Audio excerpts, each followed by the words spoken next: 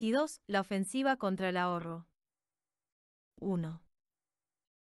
Desde tiempo inmemorial, la sabiduría popular ha ensalzado las virtudes del ahorro y precavido contra las consecuencias del derroche y la prodigalidad. La sabiduría proverbial reflejó siempre tanto los principios éticos como un prudente sentido del ahorro compartido por toda la humanidad. Ahora bien, nunca faltaron tampoco dilapidadores de riqueza, y como es notorio, teorizantes que se afanaran buscando argumentos en apoyo de sus despilfarros.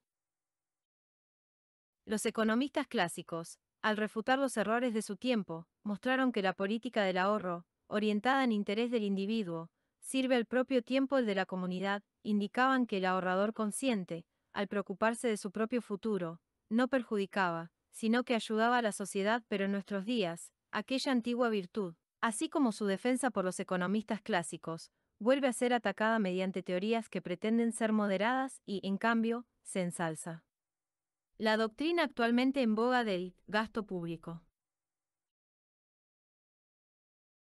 Estimo que si se desea proyectar la mayor claridad posible sobre tema tan importante, nada mejor que actualizar, para iniciar su estudio, el ejemplo clásico que empleara Bastiat. Imaginemos, pues, dos hermanos, uno malgastador y otro prudente, cada uno de los cuales ha heredado un capital líquido, en dinero o valores, que les rinde una renta anual de $50,000. Prescindiremos en la exposición del impuesto sobre la renta y de si ambos hermanos se hallan moralmente obligados a trabajar para vivir, por ser cuestiones que carecen de relevancia en orden al problema que ahora nos ocupa. Uno de los hermanos, Alvin, es irremisiblemente pródigo en el empleo de su dinero. Gasta no solo por temperamento, sino por principio. Es un discípulo, por no ir más lejos, de Rodbertus, quien declaraba a mediados del siglo XIX que los capitalistas deben gastar sus rentas hasta el último céntimo en comodidades y lujos, puesto que, si deciden ahorrar, las mercancías se acumulan y parte de los trabajadores quedan sin trabajo. L. Alvin acostumbra frecuentar clubs nocturnos, da espléndidas propinas, mantiene un tren de vida pretencioso, con multitud de sirvientes, dispone de 2 choferes y no ha señalado límite al número de sus automóviles, sostiene una cuadra de caballos de carrera, posee un yate, viaja continuamente, recarga a su esposa de pulseras de diamantes y abrigos de pieles y hace a sus amigos carísimos e inútiles regalos. 1. Rodbertus, Cap Overproduction and Crisis, 1850, página 51. Para atender estos continuos desembolsos se ve obligado a consumir parte de su capital. Pero, ¿qué importancia puede tener esto? Si el ahorro es pecado, el derroche debe ser una virtud. En todo caso, no hace sino compensar el daño que ahorrando causa su avaro hermano Benjamín. Innecesario decir que Alvin es excepcionalmente simpático a encargadas de guardarropas, camareros, propietarios de restaurantes, peleteros, joyeros y empleados de toda clase de establecimientos de lujo. Considéranle un bienhechor público. Para todos resulta incuestionable que proporciona trabajo y dinero a cuantos le rodean. Comparado con él, su hermano Benjamín es bastante menos popular. Raras veces se le ve en joyerías, peleterías o clubes nocturnos y nunca llama a los camareros por su nombre de pila. En tanto que Alvin gasta anualmente no solo sus $50,000 de renta, sino también una porción de su capital, Benjamín vive mucho más modestamente y solo destina a sus gastos familiares unos $25,000 anuales. Evidentemente, para quienes solo ven lo que tienen delante de los ojos, no proporciona ni la mitad de empleos que Alvin, y además, los otros $25,000, piensan, son tan improductivos como si no existieran. Ahora bien, analicemos lo que Benjamín hace con los otros $25,000. Por término medio, 5,000 los destina a obras caritativas, incluyendo ayudas a amigos necesitados. Las familias atendidas con estos fondos los gastan, a su vez, en provisiones, ropas o alquileres de viviendas. De esta manera esos fondos crean tanto empleo como si Benjamín los hubiese gastado directamente. La diferencia estriba en que se hace feliz a más gente como consumidores y en que la producción oriéntase más hacia artículos necesarios y menos hacia lujos y frivolidades. Esto último preocupa a menudo a Benjamín. Su conciencia le atormenta incluso por los $25.000 que gasta. La vulgar ostentación y derroche tan del agrado de Alvin, piensa, no solo contribuye a sembrar la insatisfacción y la envidia en quienes se esfuerzan por mantener una vida decorosa, sino que además aumenta realmente sus dificultades. En cualquier momento dado, razona Benjamín, la actual capacidad productiva del país siempre es limitada. En consecuencia, cuanto mayor parte se aplique a la producción de frivolidades y lujos, menores serán las posibilidades de abastecer de artículos necesarios a aquellos que más necesitados se hallan. 1. Cuanto menos tome del caudal de riqueza existente para su propio uso, más dejará para el prójimo. La moderación en los gastos de consumo, piensa, mitiga el problema que originan las desigualdades de riqueza y rentas. Reconoce que esta prudencia en el consumo puede llevarse demasiado lejos, pero considera que debiera practicarse, en parte al menos, por aquellos cuyos ingresos son sustancialmente superiores al término medio. 1. CFR, Withers, H. Poverty and Waste, 1914. Veamos ahora, prescindiendo de sus ideas, lo que ocurre con los $20.000 de Benjamín que ni gasta en bienes ni dilapida en dádivas. En lugar de acumularlos en su cartera, caja de caudales o lugar semejante, los deposita en un banco o los invierte. Si los ingresa en un banco comercial o de ahorro, el banco los prestará a corto plazo a empresas mercantiles en explotación para facilitar sus operaciones, o bien adquirirá valores. En otras palabras, Benjamín invierte su dinero directa o indirectamente. Ahora bien, cuando el dinero se invierte, se emplea en la adquisición de bienes de producción, edificios comerciales, oficinas, factorías, barcos, camiones, maquinaria, etc. Cualquiera de estas inversiones pone tanto dinero en circulación y proporciona tanto trabajo como la misma cantidad gastada directamente en bienes o artículos de consumo. Podemos afirmar, resumiendo, que el ahorro, en la vida moderna, es solo una forma más de gastar. La diferencia radica de ordinario en que el dinero es transferido a otra persona para que lo invierta en instrumentos o medios dedicados a incrementar la producción. Y en lo que atañe a proporcionar trabajo, el ahorro y el gasto de Benjamín, combinados, facilitan tanto corno el exclusivo gasto de Alvin y ponen igual cantidad de dinero en circulación.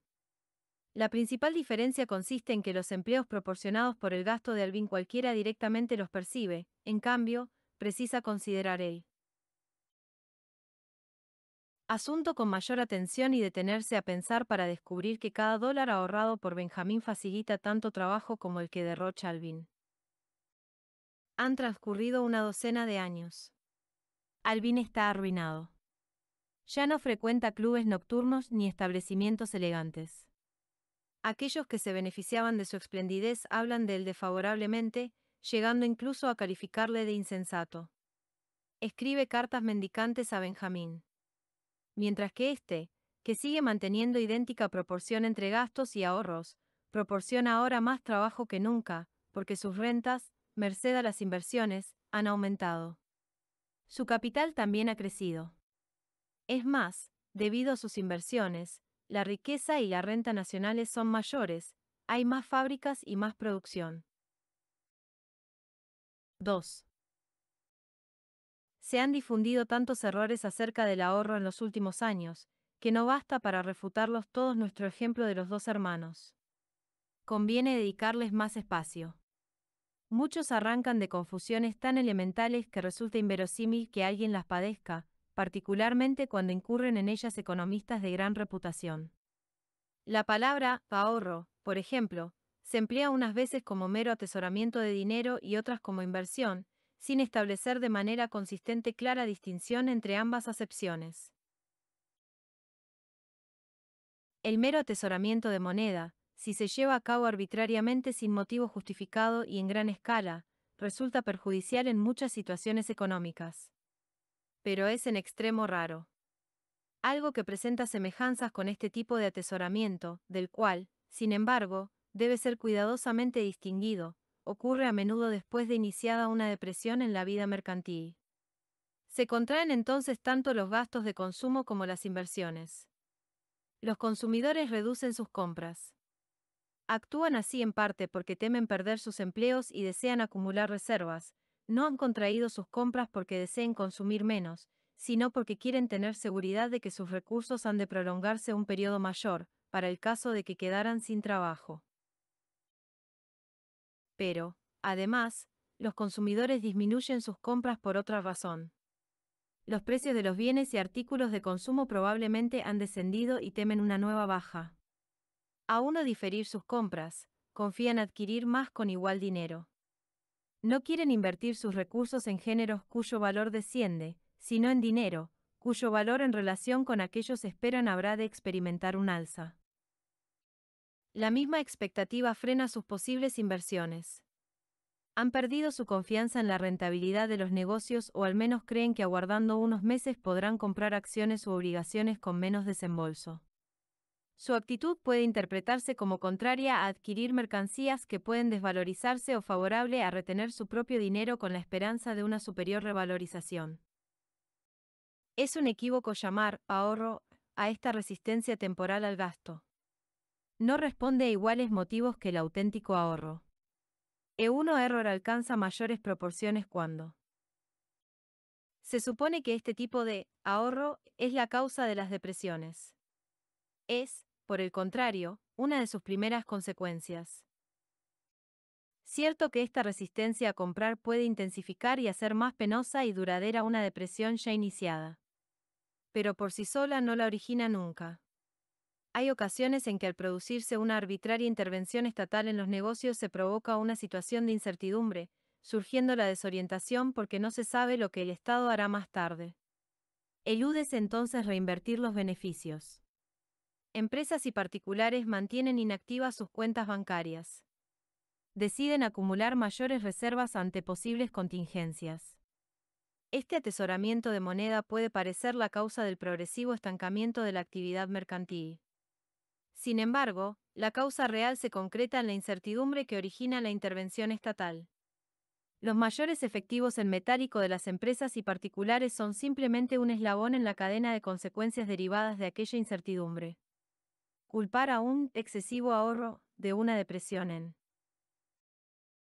los negocios sería como atribuir un descenso en el precio de las manzanas no a una cosecha abundante, sino a que los consumidores resistiéranse a pagar más por ellas. Pero una vez que las gentes están decididas a censurar una práctica o institución, cualquier argumentación en contra de la misma, por ilógica que sea, se considera idónea. Así, se arguye que las diversas industrias de bienes y artículos de consumo se montan para atender determinada demanda y que si la gente comienza a ahorrar, la imaginada demanda no actúa y se inicia la depresión.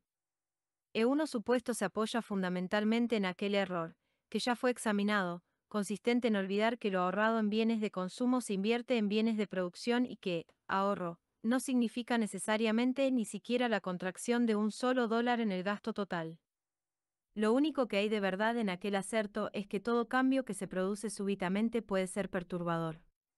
Igual distorsión se produciría si los consumidores desviasen de pronto su demanda de un artículo de consumo a otro. Mayor perturbación provocaría el hecho de que personas antes ahorradoras cambiasen súbitamente su demanda de bienes de producción por bienes de consumo. Todavía se esgrime otra objeción contra el ahorro. Calificase ahora de manifiesta tontería. Ridiculízase al siglo XIX por haber propagado el ideario de que la humanidad, mediante el ahorro, debería ir elaborando un pastel cada vez más grande, sin llegar jamás a comerlo. La metáfora en sí misma es ingenua y pueril. Seguramente podrá enjuiciarse mejor valiéndonos de una descripción más realista de lo que verdaderamente ocurre. Imaginemos un país que colectivamente ahorra cada año aproximadamente un 20% de todo lo producido en igual periodo. Este porcentaje supera notablemente el importe neto del ahorro registrado en los Estados Unidos a través de su historia, pero constituye una cifra redonda fácil de manejar e impide las reservas mentales de aquellos que suponen que hemos ahorrado demasiado. 1. Históricamente, el 20% representa aproximadamente el importe bruto de la renta nacional bruta dedicada cada año a la formación de capital, sin incluir equipo de consumo. Si se tiene en cuenta, sin embargo, el desgaste de capital, el ahorro anual neto se acerca más al 12%. CFR, Terborg, George de Bogey of Economic Maturity, 1945. Pues bien, como resultado de este ahorro e inversión, la producción total del país aumentará cada año. Para simplificar el problema nos desentendemos por ahora de las alzas y bajas en los negocios y otras fluctuaciones. Supongamos que el aludido incremento anual de la producción se fija en 2,5%. Se adoptan los puntos de porcentaje simple en lugar del interés compuesto tan solo para facilitar las operaciones aritméticas.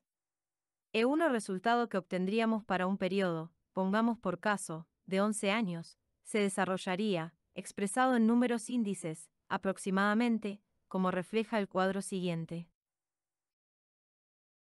Lo primero que se observa en el cuadro es que el aumento anual de la producción total se debe al ahorro, sin el cual no habría tenido lugar. Cabe imaginar, sin duda, que los perfeccionamientos e invenciones de la técnica, aplicados meramente a la sustitución de maquinaria y otros bienes de producción de un valor no superior al antiguo, incrementarían la productividad nacional. Pero este incremento sería de poca consideración y tal argumentación presupone en todo caso suficiente inversión anterior que hubiera hecho posible la maquinaria actualmente existente. E1 ahorro se ha destinado ejercicio tras ejercicio a aumentar la cantidad o mejorar la calidad de la actual maquinaria y de ese modo incrementar la producción nacional de bienes. Cierto que cada año hay un pastel mayor, si es que por cualquier extraña razón se considera ello reprobable. Cada año, es verdad, no se consume todo el punto producido. Pero no existe restricción irracional o acumulativa del consumo.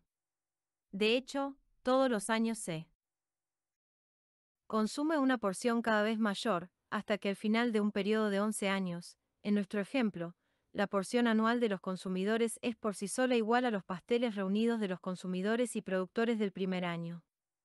Además, el equipo de capital, la posibilidad de producir mercancías, es un 25% mayor que inicialmente. Observemos algunas otras circunstancias. El hecho de que un 20% de la renta nacional se destine anualmente al ahorro no transforma en lo más mínimo a las industrias de bienes de consumo. Si vendieron solamente las 80 unidades que produjeron en el primer año, y no hubo elevación alguna en los precios causada por una mayor demanda, no iban a ser tan torpes sus directores como para elaborar los planes de producción sobre la supuesta base de que iban a vender 100 unidades en el segundo año. Las industrias de bienes de consumo, en otras palabras, están condicionadas ya al supuesto de que habrá de continuar la pasada situación en lo que respecta al índice de ahorro. Solo un súbito incremento sustancial, inesperado, en el ahorro podría causar trastornos y acumular mercancías invendidas. Pero igual trastorno, según hemos observado ya, causaría la súbita y sustancial reducción del ahorro. CA. Dinero que previamente habría sido destinado al ahorro se invirtiera ahora en la compra de bienes y artículos de consumo, no incrementaría los empleos, sino que simplemente provocaría un aumento en el precio de los bienes de consumo y una baja en el de los bienes de producción. En primer término alteraría la situación de los empleos, reduciéndolos temporalmente al repercutir sobre las industrias dedicadas a crear bienes de producción. Sus consecuencias a largo plazo serían reducir la producción y situarla a nivel inferior del que en caso contrario hubiese alcanzado. Los enemigos del ahorro no se dan por vencidos ni cejan en sus acometidas. Comienzan ahora estableciendo una distinción, en cierto modo acertada, entre ahorro e inversión. Pero pronto razonan como si se tratara de dos variables independientes y fuera mera casualidad el que llegaran a igualarse entre sí. Estos autores describen una situación portentosa. A un lado sitúan a quienes automáticamente, sin objeto, de manera estúpida, continúan ahorrando, luego aluden a las limitadas oportunidades de inversión, incapaces de absorber tal ahorro. E1 resultado, por desgracia, es la paralización de la vida mercantil. La única solución, proclaman, consiste en que el Estado expropie estos estúpidos y nocivos ahorros y articule proyectos que permitan utilizar aquel dinero y proporcionar empleo, aun cuando tales proyectos versen sobre inútiles fosos o pirámides. Son tantos los sofismas que este razonamiento y la solución que se nos brinda encierran que solo podemos destacar ahora algunos de los más fundamentales. E1. Ahorro, solo puede ceder a la inversión en las cantidades que realmente hallense atesoradas en metálico. 1. Hoy son escasas las personas que en una moderna comunidad industrial como los Estados Unidos de América atesoran monedas y billetes en medias o debajo de un ladrillo. Aún así y todo, a pesar de la insignificancia de su repercusión, es un hecho que ha sido tenido en cuenta por los empresarios al establecer sus planes de producción y ha influido también en el nivel de precios. Generalmente, ni siquiera resulta acumulativo. Cesa el atesoramiento cuando muere la persona excéntrica que ha vivido recluida y se descubren y dispersan sus ahorros, compensándose probablemente de tal suerte todo nuevo atesoramiento. Por tanto, la cantidad total afectada por este proceder es, de hecho, insignificante en sus efectos sobre la actividad mercantil.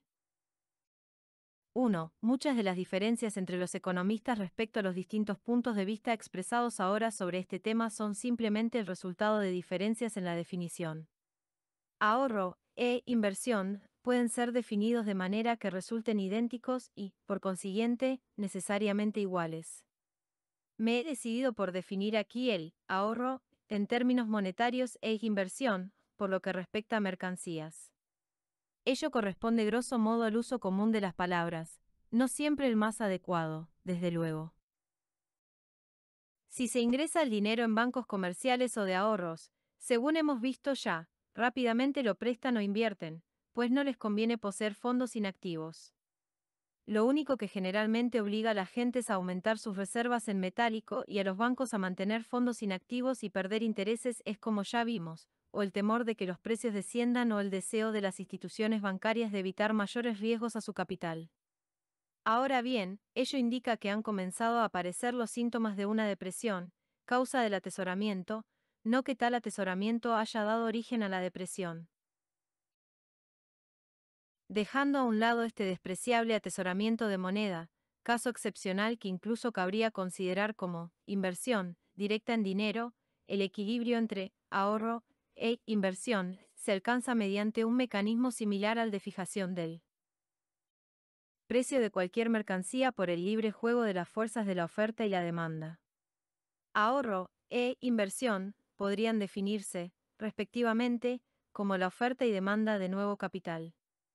Y de manera análoga que la oferta y la demanda de otro artículo se igualan en el precio, la oferta y la demanda de capital se igualan en los tipos de interés. E1 tipo de interés es meramente la denominación especial dada al precio del capital prestado. Es un precio como otro cualquiera. Esta materia ha quedado tan embrollada en años recientes, como consecuencia de complicadas retóricas y desastrosas políticas estatales en ellas basadas, que uno casi desespera de un retorno al sentido común y a la sensatez.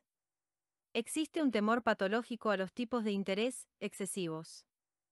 Se afirma que si el interés es demasiado alto, la industria no obtendrá beneficio alguno al disponer de anticipos para su inversión en nuevas instalaciones y máquinas. Esta dialéctica ha sido tan eficaz en las últimas décadas que los gobiernos han seguido en todas partes una política artificial de dinero barato. Ahora bien, quienes así razonan, movidos por su única preocupación de aumentar la demanda de capitales, se desentienden de las consecuencias que tal política pueda provocar sobre la oferta de capital. Es un ejemplo más del error de prestar atención tan solo a los resultados de una política sobre un grupo de intereses determinado, menospreciando sus repercusiones sobre los restantes sectores. Si artificialmente se mantiene excesivamente bajo el tipo de interés, en relación con el riesgo afrontado, el ahorro se paraliza y cesa el ofrecimiento de capitales a préstamo. Aquellos que abogan por una política monetaria de dinero barato, imaginan que el ahorro se produce automáticamente, sin que le afecte el tipo de interés, porque piensan que los ricos a hitos ningún otro destino podrían dar a su dinero. Hacen constantes alusiones, sin molestarse en concretarlo, a un determinado nivel de ingresos que obligaría a quien lo rebasara a economizar un mínimo fijo, con independencia del tipo de interés o del riesgo que asuma el prestamista. En realidad, la capacidad de cualquiera de hacer economía se ve afectada por todo cambio del tipo de interés, aun cuando fuera absurdo negar que la repercusión es mucho menor, proporcionalmente, en el caso de los muy ricos que si se trata de personas de posición económica más débil.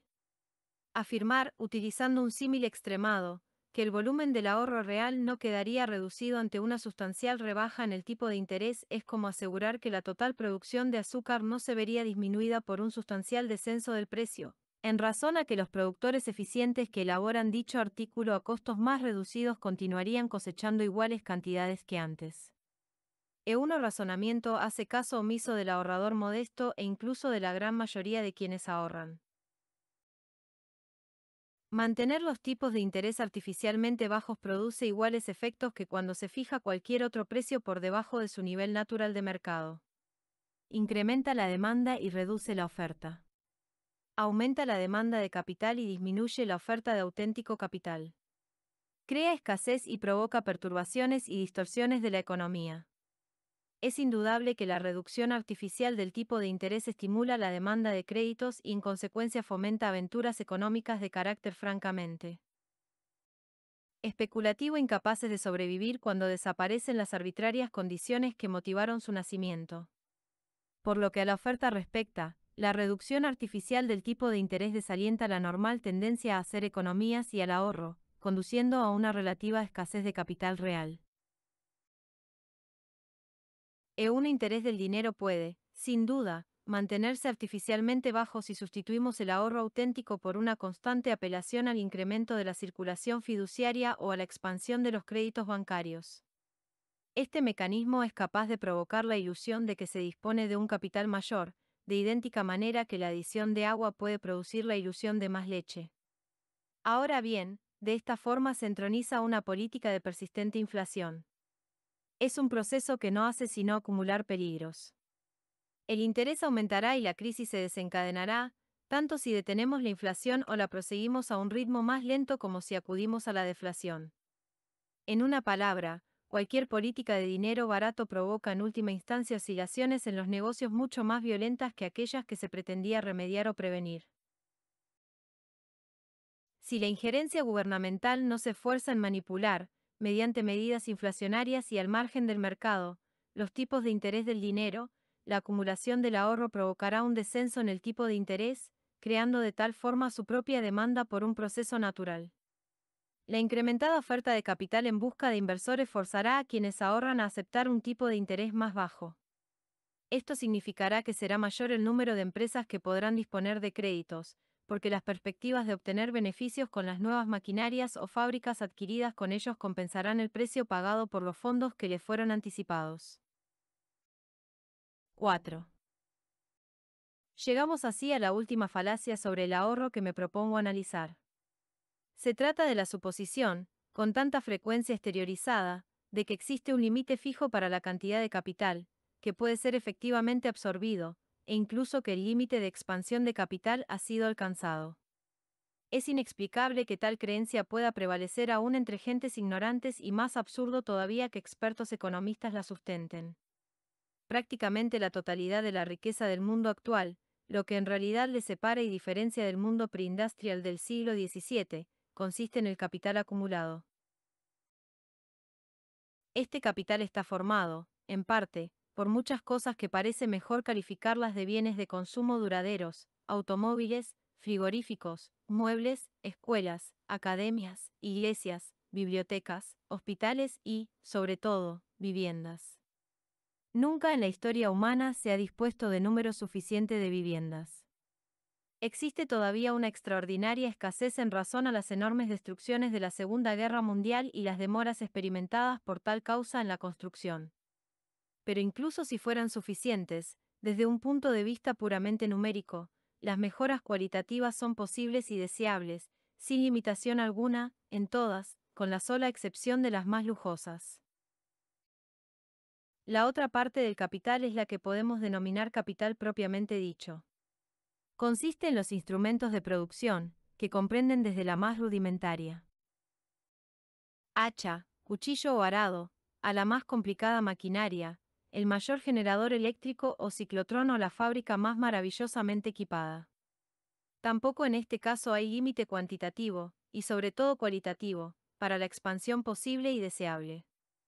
No habrá un exceso de capital hasta que el país menos desarrollado industrialmente aparezca tan bien equipado técnicamente como el más avanzado, hasta que nuestra más ineficiente fábrica sea equiparada a la que posea el equipo más reciente y perfecto, hasta que los más modernos instrumentos de producción hayan alcanzado un punto en que el ingenio humano sea incapaz de mejorarlos.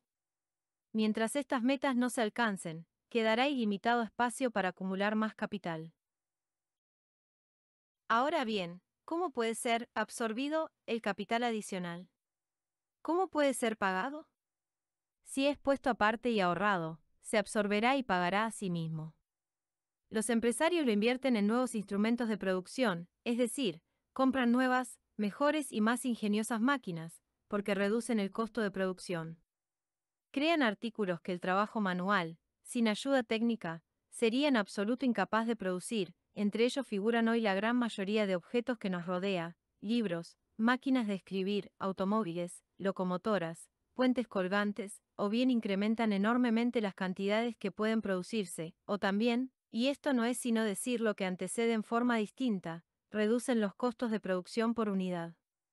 Y como no hay límite alguno asignable al grado de reducción de los costos de producción por unidad, hasta que todo pueda ser producido sin costo, no existe tampoco para la cantidad de nuevo capital que pueda ser absorbido.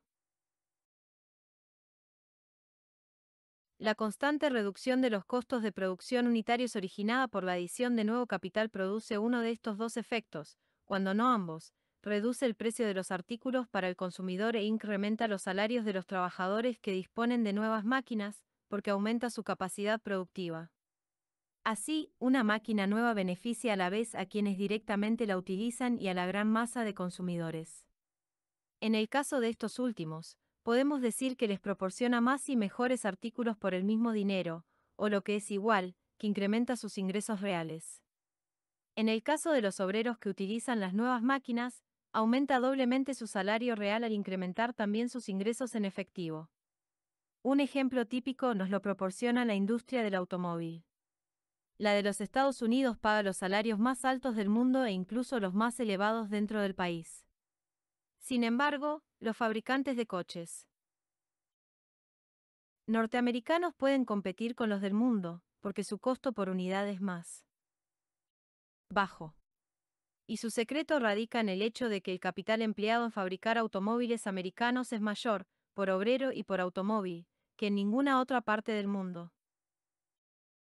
Sin embargo, hay quienes piensan que hemos alcanzado el final de este proceso, e incluso quienes consideran que aun cuando no haya sido alcanzado, el mundo comete una locura al seguir ahorrando y añadiendo nuevas reservas al capital acumulado.